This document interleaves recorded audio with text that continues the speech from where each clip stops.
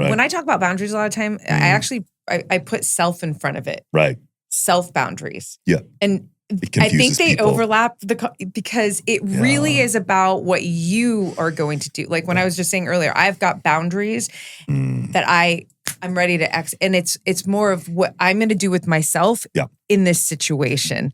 Please. And people use the terms, and I love this because like we talked about earlier, just because you call something doesn't mean that's what it is. Right. You can't be like, look at that nice Ferrari. I'm like, that's a Toyota Celica. Why are you calling it? It doesn't mean it's a Ferrari because you called it that. Right. Like, so don't call something a boundary. Here's an example.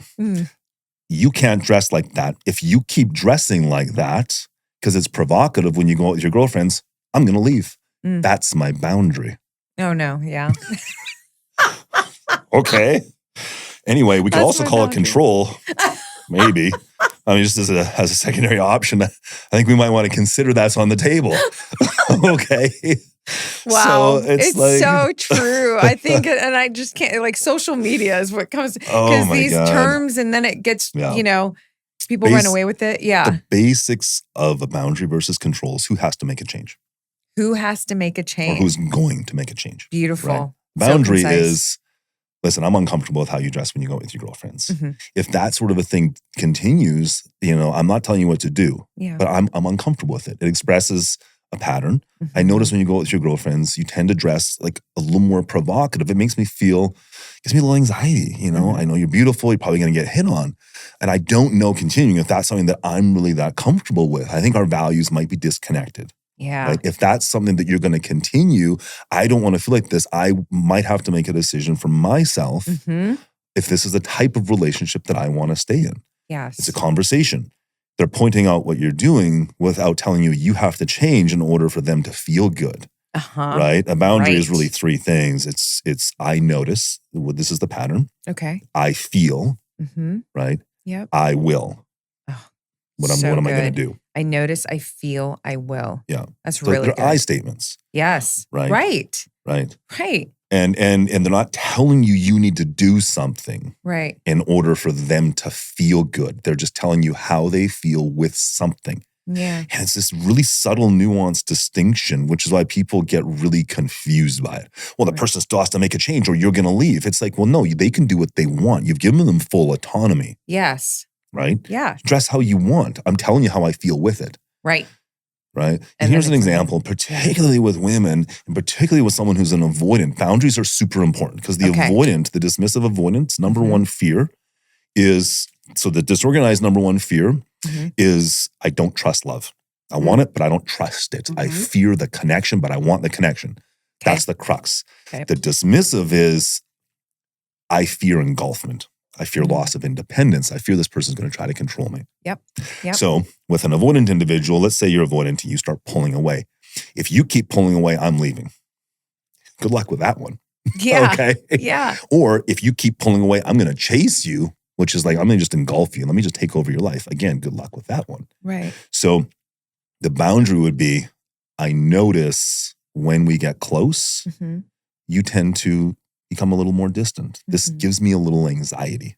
I really need consistency. I need closeness. Yeah. I would love to have a conversation because this isn't the type of relationship that I can continue on for myself with unpredictability. Yeah. I need consistency.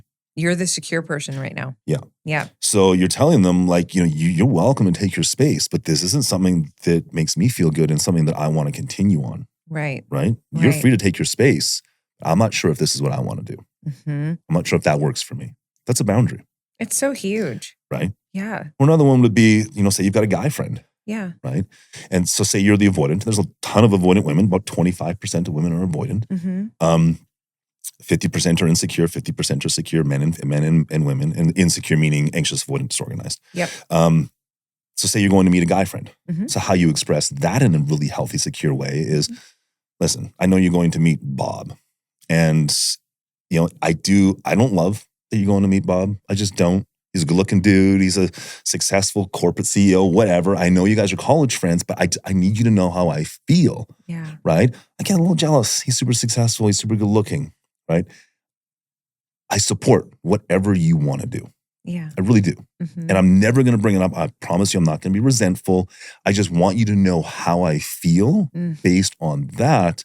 And I want you to know that I'm supportive of whatever decision you make. Now, this isn't manipulation. No. This is just leaving you to autonomously make a decision while still being informed about my feelings. The dangerous part in someone that's insecure, someone who's anxious, will absolutely say nothing and build resentment and bitterness inside. Yeah.